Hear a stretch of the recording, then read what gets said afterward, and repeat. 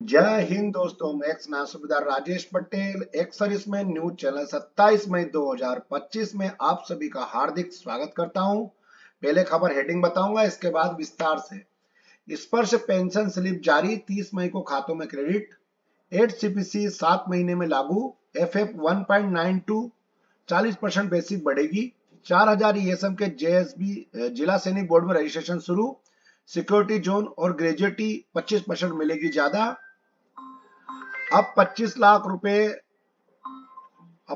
Lakh retire होने पर पूर्व सैनिक की 10 साल पुरानी मांग पूरी। और 26 करोड़ की मंजूरी एक दिन पेंशन में देरी पर हाई कोर्ट का बड़ा फैसला। एक सर्विसमैन भर्ती 2025-26 में ये फॉर्म भरे जाएंगे। अब खबर विस्तार से। अपनी जो है पेंशन स्लिप आ चुकी है इस महीने की, मई माह की।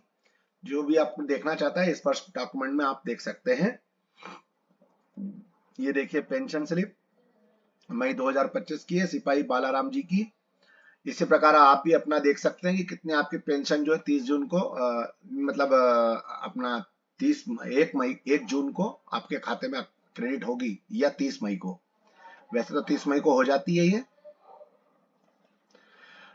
8वें वेतन आयोग की सिफारिश लागू करें, वीपी मिश्रा जी की ये मांग है। इंडियन पब्लिक सर्विस एम्प्लॉइज इंफेस ने प्रधानमंत्री से आग्रह किया है कि वेतन आयोग की सिफारिश 1 जनवरी 2026 से लागू की जाएगी।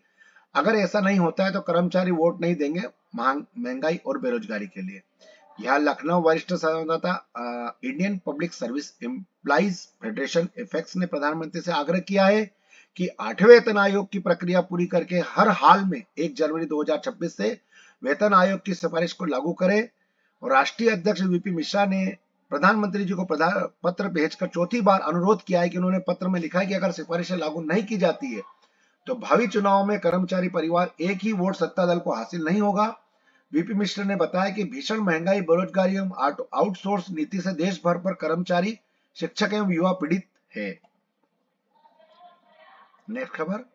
8वें वेतन आयोग में लेवल 1 का वेतन 1.92 फिटमेंट फैक्टर के साथ लगभग 40% बढ़ सकता है, ऐसी उम्मीद है। 1.92 के फिटमेंट फैक्टर पर लेवल 1 कर्मचारियों को कितनी वेतन वृद्धि मिलेगी? यह फिटमेंट फैक्टर 1.92 है तो केवल एक के सरकारी कर्मचारियों को प्रति माह लगभग 15,000 रुपए की वेतन वृद्धि मिल सकती है, जो 8वें वेतन आयोग के तहत टेक होम वेतन में लगभग 40% की वृद्धि हो सकती है। नेक्स्ट खबर। आतंकियों के नापाक मंसूबों को नाकाम करेंगे पूर्व सैनिक, जानिए जम्मू कश्मीर सरकार का प्लान। जम्मू कश्मीर में 4000 पूर्व सैनिक जो है स्थापित करने की जो वो चल रही है जद्दोजहद। पूर्व सैनिकों का डेटाबेस तैयार किया जा रहा है। एबीपी न्यूज के सूत्रों के अनुसार ऑपरेशन सिंदूर की मुंह के खाने के बाद पाकिस्तान और पाकिस्तान संबंधित आतंकी जम्मू कश्मीर में सामरिक और विकास की दृष्टि से महत्वपूर्ण इमारतों या इंस्टॉलेशन को निशाना बना सकते हैं। इंस्टॉलेशन की सुरक्षा का जिम्मा पूर्व सैनिकों पर होगा। अब इंस्टॉलेशन की सुरक्षा सिक्योरिटी ऑडिट करने के बाद जम्मू कश्मीर सरकार ने यह फैसला लिया है कि प्रदेश के इंस्टॉलेशन की सुरक्षा का जिम्मा पूर्व सैनिकों को दिया जाएगा। जिला सैनिक बोर्ड मानता है कि इस इंस्टॉलेशन की सुरक्षा की जिम्मा पूर्व सैनिक बेहतर ढंग से निभा सकते हैं। अब ऑपरेशन सिंदूर के बारे में आप लोगों को पता ही है कि किस प्रकार से अपन ने पाकिस्तान को धूल चटाई है और कैसे उसको घुटनों के बल लाके रखा हुआ है, और अभी भी उसके यहाँ पे गरीबी, भूखमरी सब चल रही है।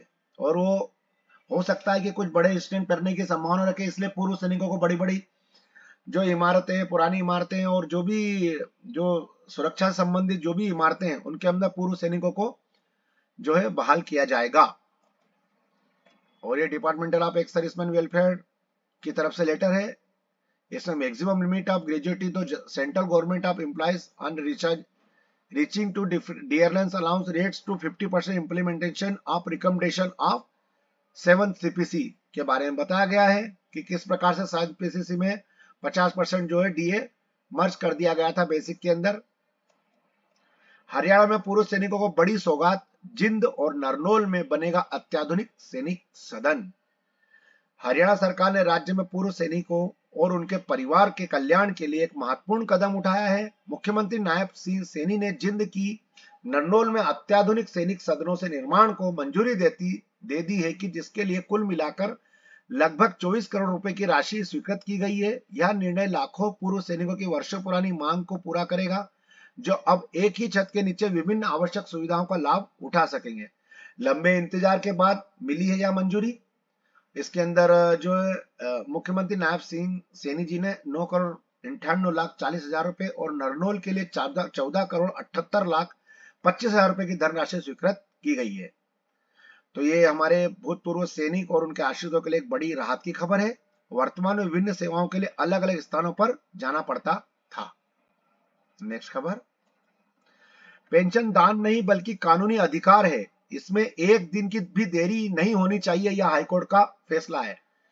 एक केस आया था हुगली चिंसुरा नागर पालिका तकनीकी मुद्दा का हवाला देते हुए 148 सेवानिवृत्त ग्रुप डी कर्मचारियों को पेंशन भुगतान में देरी की गई थी, जिसके लिए न्यायालय ने उनको फटकार लगाई है। और कलकत्ता उच्च न्यायालय ने हुगली चिंसुरा नागर पालिका को फटकार लगाते हुए कहा है कि पेंशन दान का कार्य नहीं है, बल्कि यह कर्मचारियों का कानूनी अधिकार है, क्योंकि उसने ग्रुप डी के कर्मचारी के रूप में सेवानिवृत्त हुई 148 लोगों की पेंशन जारी करने में देरी के लिए तकनीकी खामियों को जिम्मेदार ठहराया था। न्यायालय ने कहा कि कर्मचारियों ने वर्षों तक सेवा देकर यह अधिकार अर्जित किया है, ना कि कोई पेंशन दान है। बहुत ही अच्छी खबर थी। इसके बाद जो उत्तर प्रदेश पूर्व सेवा चयन लखनऊ का एक विज्ञापन है, जिसकी परीक्षा की तिथि विज्ञापन की डेट जो है 2/5/2025 थी। पंजीकरण ऑनलाइन शुल्क जमा करने का प्रारंभिक 14/5/2025 है और ऑनलाइन आवेदन सबमिट करने की अंतिम तिथि 17/6/2025 है। शुल्क समायोजन आवेदन में संशोधन की अंतिम तिथि 24/6/2025 है। विशेष कथन, उपयुक्त विज्ञापन के सापेक्ष आवेदन सबमिट करने व शुल्क जमा करने की अंतिम तिथि 17/6/2025 है। इस तिथि के बाद कोई आवेदन शुल्क स्वीकार नहीं किया जाएगा। अभ्यर्थी के द्वारा अपने आवेदन पत्र का प्रिंट आउट तब तक नहीं निकाला जा सकेगा जब तक कि उसके द्वारा जमा शुल्क का समायोजन बैंक द्वारा नहीं कर दिया जाता है। अतः अभ्यर्थियों के द्वारा बैंक से शुल्क समायोजन 17/6/2025 तक तथा अथवा उसके पश्चात विलंबतः 7 दिवस के अंदर अर्थात दिनांक 24/6/2025 तक का अनिवार्य रूप से करा लिया जाए। इस अवधि के अभ्यर्थी द्वारा अपने आवेदन पत्र में अनुमति विवरण को संशोधित भी किया जा सकता है। बस दोस्तों, मेरे पास खबर आज यहीं तक थी। आपका दिन शुभ रहे। जय हिंद, जय भारत।